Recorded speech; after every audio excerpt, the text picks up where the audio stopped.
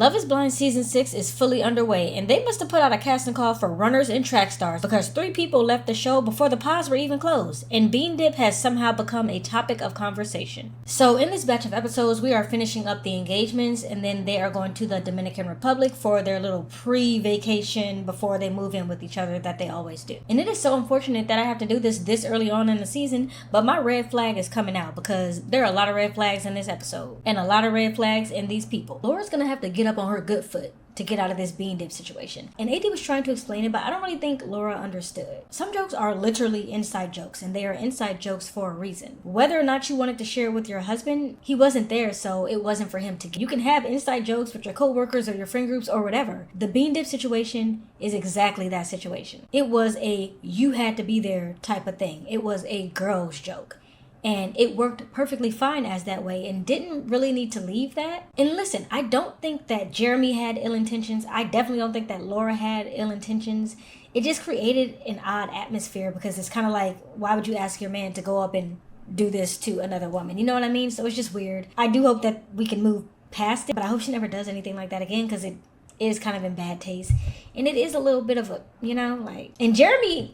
Listen, I think Jeramey was innocent. I think he was just like, haha, like this is a thing that she told me. And then Clay was like, why would she do that? Jeramey and Sarah Ann also ended on an interesting note. He was like, I'm sure we'll meet again. And when she went back to the women's quarters and she was talking to Laura, she was like, don't worry, I'll have my moment. But it didn't sound like, yeah, I'll have my moment with my guy. It kind of sounded like, I'm going to have my moment with your man. Your man. I'm having my moment with your man. Yeah, I'll have my moment. That's just how I took it, but maybe Laura didn't take it that way. I'm getting the vibe there are going to be a few people coming back this season. And I'm also getting a weird vibe that some of the couples are going to split and end up switching. I know that's kind of weird, but it just seems like there were a lot of people who kind of have the one who got away right there. And if that happens, that also opens up the door for Trevor and Chelsea. So I don't know. I just feel like there might be some mixing and matching this season. I don't know that that's ever happened outside of when, I forget that guy's name, but I remember the woman's name. Her name was Bliss. He chose someone else, and then he was thinking about Bliss the entire time, and they did end up doing a little switch. I can't remember it happening outside of that, but I feel like we might get some of that this season. I don't know. But something is definitely going down. I like Jeramey. He seems like a really sweet guy. I like white nerdy guys with a little swag, and he's exactly that. Like, he's so cute. Hey y'all, it's Nae. Happy Black History Month, and welcome back to my little corner of YouTube. This video will contain spoilers for Love is Blind Season 6, episodes 4 through 6. So if you haven't seen them yet and you don't want spoilers, save this video and come back after you do. You are about to hear my thoughts on episodes 4 through 6, but of course I want to hear yours, so feel free to drop a comment below if you do want to participate in the conversation. And give this video a like before you go so I know that you enjoyed it. If you want to keep the conversation going after this video, come hang out with us over on Discord. It's a place for us to chat outside of the comment section and it's free, so why not? The invite link is in the description box. So we had to say bye to Jess, which I'm really sad about. I like Jess. I wanted her to go far, but knowing what I know now about Jimmy, maybe my good sis dodged a bullet. But that letter that she wrote to her future husband, first off, I'm upset that Jimmy's the one that got to read it. But secondly, that was such a sweet letter. Like, I need to step up my romantical skills because sis was eating. Like, I was like, damn, I want to be her future husband. To my future husband, I pray for you daily and ask God to bless you with peace, happiness, prosperity, and fulfillment.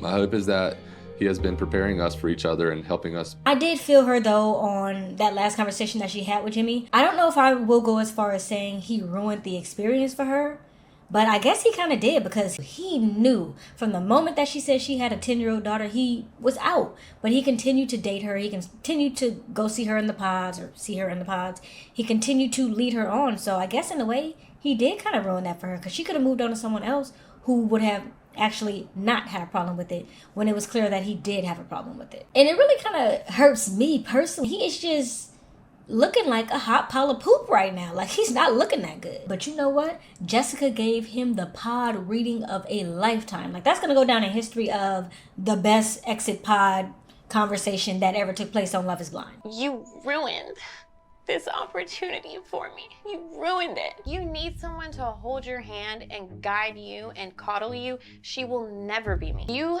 see and realize what you missed out on, you are going to choke. You're gonna choke. you are going to need your EpiPen to open up your airways because you are going to be in disbelief of what you missed out on. Truly, Jimmy, God bless you. And clearly she ate him up because he was actually thinking about leaving the show after that. He was like, God damn, she didn't have to say it like that. He was going to leave before he actually met Chelsea. That's how bad that conversation went. Now, Laura, let's have a conversation, Laura. Why are you so petty? She straight up walked over to Jessica and was like, baby, it's time for you to go. Like, you need to pack your shit and get out of here. And if you think that I'm going to tell you why you need to leave, bitch, you thought wrong. Like, that's basically what she told her. She was like, I just need you to trust that I know what I'm talking about. Get your shit and get out! I don't know why she thought that was her place to tell her, but that's what she told her. Baby, it's gotta go today. It's time to go. It's my mission to protect it all. It's time to go. You should go. Why? Just trust me. Now, Jimmy did seem really hung up on the fact that he thought Jessica wanted him to say that he loved her, but I don't think Jessica was asking for that. I get that this is Love is Blind and you are dating people, but at a certain point, you need to get out of the pod, so a decision has to be made. It doesn't matter how stressed you are feeling about it. You either need to decide to go with this person, decide to go with that person, or decide to go with yourself and leave alone. But regardless, the decision needs to be made. And I feel like she was just asking for that, and he was like, you want me to say I love you? But then he turned around and told Chelsea that he loved her, and he didn't mean that shit either. So, I don't really know. I think he just got scared about the whole kid thing. He also seems really upset about the fact that Chelsea does not, in fact, look like Megan Fox. And I think, I don't know, this is just me guessing, I think that might be why he picked her. He was like, you're trying to tell me you look like Megan Fox? Do you ever get told you look like a celebrity? Yeah, Do you? I do. I do too. All the time on the plane, I get one person. It's MG. I don't even know if it's MGK's wife or his girlfriend. Megan Fox? You saying you look like Megan Fox? It's just because I have light eyes and dark hair. That's the only reason. There's nothing else. Oh. Listen, can we get married? buddy. And he took that Megan Fox comparison and ran with it. And when he saw her and it wasn't that, he was like, this is not what I wanted. And now he's disappointed. He did get a few points though when he said, I want to know if you'll meet me at the altar in your white dress. if you know, you know. All I know though is that he better get that name slip under control. And I mean expeditiously. I've never been more sure that Jessica. I've never been more sure that Chelsea is. So Chelsea had two men who wanted to pick her. She was in the best possible situation that you can be in on Love is Blind, because both men on that day where they had to decide were prepared to propose to her. I am starting to get worried about my girl Chelsea though. Every time anybody says literally anything to her, she's like, oh my God, I think I'm gonna puke. I am like, I want to puke, first of all. I feel like I'm going to throw up. I think I said that yesterday. Like, girl, is your GI okay? I am a Pepto-Bismol girly. You don't have to be ashamed, it's pink. Now, Trevor also let her ass have it on his way out. And I love that both of their respective people were like, you're not about to leave here on a good note. Like, I'm gonna make you feel what you need to feel before you go. Trevor asked Chelsea if she had a reason for picking Jimmy, and her answer was no. And then he asked her if he would have been the one to propose first, would she have said yes to him? Was it just a timing thing? And the silence was so loud because she said nothing at all.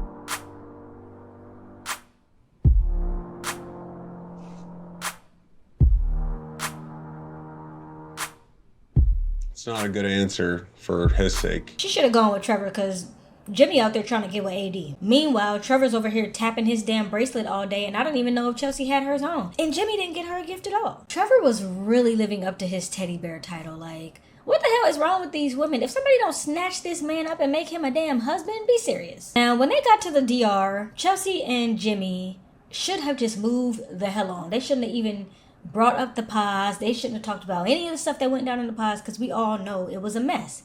And yet they decided to talk about Jessica. She's living rent-free in their minds. And she's probably living rent-free in Jimmy's mind because that's what she told Jimmy she would be doing. And they wanted to talk about how that whole situation played out. And I don't know if Jimmy let it slip or if he meant to say it, but he was like... I mean, walking in there with her the last time, I started just talking like I normally talk. And she was like, don't give me a pity party, and slammed me. And basically told me that I had a decision made the previous day. And I actually didn't have a decision the day I told you I love you. And Chelsea's face told it all. You gonna get a read of her face. Because why the hell would you tell me you love me if you didn't even know if you were sure about me? I don't know what Jimmy was trying to do, but it wasn't the move. Red flag. I feel like they're struggling to connect, and more specifically, Jimmy is struggling to connect with Chelsea. Now, whether or not that has to do with her not looking like Megan Fox, or, you know, Jessica just really got into his head, I don't know what it is, but it just feels like he's not all there. Yet and still, when he's hanging out at the mixer, he's like, I'm in the best relationship here. Like, I bet we doing better than any of y'all. Like, who's coming for me? None of y'all are coming for me. He's telling, you know, we kissed all night. We did all this. And I think he's taking B. Delulu to a whole nother level, because what mixer was he at? Jimmy is slowly becoming the villain. And I just don't understand, because Jimmy, I was really fucking rooting for you. And now you are just repeatedly giving me the ick. And I think you might be giving Chelsea the ick too. Looking at AD's ass is already outrageous, but making a comment about it is even crazier. Making that comment in front of your fiance, what the hell is wrong with this man? And listen, my good sis AD is blessed to the gods, okay? She works hard in the gym. She's on it. Her body is fantastic. But why are you saying that, Joe? I'm just flat out saying it. Was he drunk? Because a lot of the moments within that scene made me feel like, oh, that's something a drunk person would say, or oh, that's something a drunk person would do. Like, you look good. I'm not trying to impress you, you know? I do, a little bit. It was a lot of Imagine I wasn't recording right now. That is like my biggest nightmare. To say a whole lot of shit and then find out that my camera wasn't even damn recording. But it is. Okay, so we're good. Like, I really just wish I could put that entire clip in here, because it was a shit show. And I don't know if the editors just edited this way, and it's really messed up if they did, because it was terrible timing. But when they were talking about the bean dip situation, his face was looking like he was trying to get in on that. And then he proceeded to tell Chelsea that she didn't see what the fuck we all just sat there and saw. I know we overuse the word gaslight in today's society, but that is exactly what Jimmy was doing. He was like, I never took AD's hand. I never spun her around. Embarrassed? She just called me the fuck out. Outside of that whole confrontation and outside of the gaslighting, another thing that's really sticking out to me is the fact that he appears to be a chronic liar. He lied about being attracted to AD. Now, whether or not that attraction is only sexual, the fact still remains that he's attracted to her. He literally did spin her around and like is checking out her body, like he's attracted to her. So pretending that he's not is kind of weird to me. I love Clay. Are you happy with everything? Yeah. Maybe he's never liked a black girl before and he doesn't know how to handle those feelings, but it's clear as day that he's attracted to her. And just like Chelsea said, he doesn't know how to read a room. It's so clear that she was uncomfortable by that statement.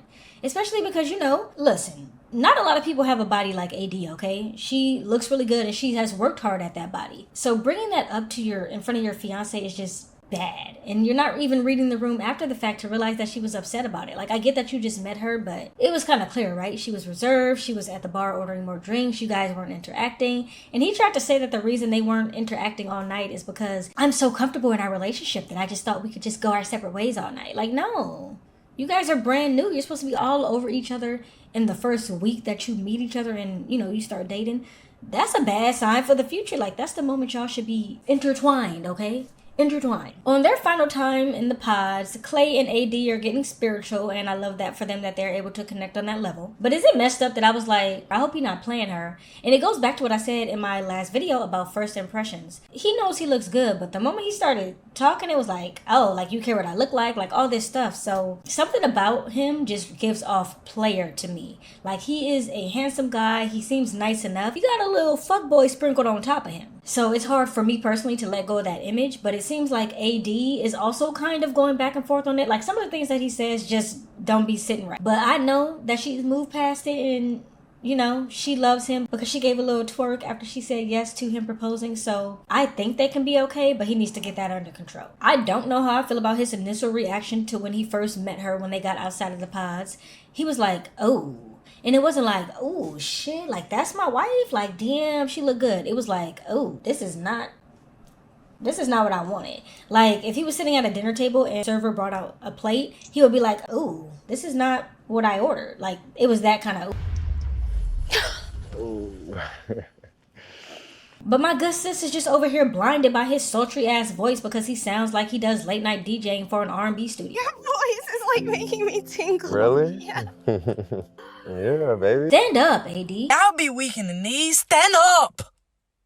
Stand up! I'm glad that once they got to the DR, Clay kind of acknowledged that, hey, I don't want to overly sexualize her or feel like I'm objectifying her, and I want to get to know her on that deeper level, which is kind of the entire point of this show. And I'm happy that he said that, because I felt like he was sexualizing her. And I felt that way because it was that way. As soon as he had the opportunity, when they sat down and they were having drinks, and she was like, yeah, typically I don't do empty calories. I'm in the gym. I pay attention to what I eat. And they started talking kind of about, you know, bodies and gaining weight. And she said, well, you know, when I get pregnant, I'll probably get bigger. And he goes, well, you'll be in the gym, right? When you're pregnant, like, we can go together. Like, why would you be like, you're gonna work out while you're pregnant, right? Like, sure, women do work out while pregnant. Sure, she can if her doctor approves it. But why are you setting it up like that's your expectation? It's giving you are overly obsessed with women's appearances. And that just brings me back to my question. Why the hell are you on a show called Love is Blind? Like, I don't know if he's here to try to teach himself a lesson and try to grow as a person so that he doesn't objectify women. But he's not doing a good job at it, because it's giving objectification. Is that a word? We're gonna go with it. Now I'm trying to give him the benefit of the doubt. Maybe he means well, but he just packages it incorrectly. But I will say, I think that seeing other people do the same thing might have put things in perspective for him. In regards to the whole bean dip situation, Laura said that it was a joke, but I felt like Clay felt like, so you're asking your man to basically, you know, go do this to my girl? Like, that not be considered SA in some situations? I don't know. I'm not saying that that's how they meant it, but I'm saying that that's probably how Clay took it. Like, why would you be asking your man to basically objectify and sexualize my girl? And I think for him, it was kind of like, oh, damn, is that what I'm doing? At least I hope that's what he got from it. If not, then he's not really paying attention. Brittany and Kenneth are the first couple to meet each other in this batch of episodes. Actually, before we even get into them meeting each other, why the hell did Brittany say that Kenneth identifies as a black male? Girl, he is a black male. Ken and I have talked about race, and he identifies as a black male. I know in today's world, we love to identify as how we see ourselves, and everybody can identify as whatever they want to. But I have never heard anyone in their right mind say that they identify as a race, because no, you're just the race that you are. I feel like she called up her family and she's prepping them, and she's like, okay, everybody, so just so you know, he identifies as a black male, and they're gonna be like, oh, gasping and stuff. Like, girl, just say he's black, it's okay. She's probably trying to be careful with what she say, because she knows she's on TV. She knows that race is a touchy subject, but you don't have to say that he identifies as a black male. You can just say, I'm marrying a black man, girl. You're good. We're okay. Ken looked really nervous, and she kind of looked nervous too, but I do think that they genuinely like each other and that they're going to be able to work out whatever comes their way. Like, they both seem like genuinely good people, and they seem like they actually like each other, and it wasn't weird when they first met as far as, you know, the vibe, the overall vibe. And Brittany won because Kenneth was grabbing chairs. He was like, here, babe, I don't want you to sit in the sand. A king. Hats off to a king. It also came out during that mixer when Kenneth was talking to AD that he's never dated someone who isn't black. Well, he specifically said he's never dated a white woman. So this is new territory for him as well. And I just hope they're able to work through that, because if they're not, then, you know, she's going to have to raise little black kids, and that means something. As far as Amy and Johnny, I feel like they're going to be not really problematic. They're probably going to work through all of their issues, because they seem really great right now. Either that, or they're just not having their disagreements on camera. We don't know. But as of now, I don't really have too much to say about them. And I believe we are already 6 episodes into this season. Netflix said, we're going to give you everything you want and everything you need. 6 seasons right off the bat. So, yeah. Of course, things are just about to start to unfold. Netflix is about to start throwing some X's in the mix. So, it's going to get crazy next week with episodes 7 through 9, I'm sure. I was going to upload this video tomorrow, but I finished the episodes yesterday. So I figured, why not do it a day early? Doesn't make sense to sit on it for a day. So this is my gift to you. I will be here Wednesday to talk about episodes 7 through 9. And until then, I'll see you later. I'll see you later. I'll watch it. How long was this up? Lord, listen, at this point, y'all, you're going to take me as I am. Okay, I'm doing my best. Anyway, I'm gonna go edit this and Kenneth. No, but you do. I'm gonna insert that clip there because it just makes sense. Insert meet me at the altar in your white dress. Oh wait, that's the remix. What's the word I'm looking for? Chronic.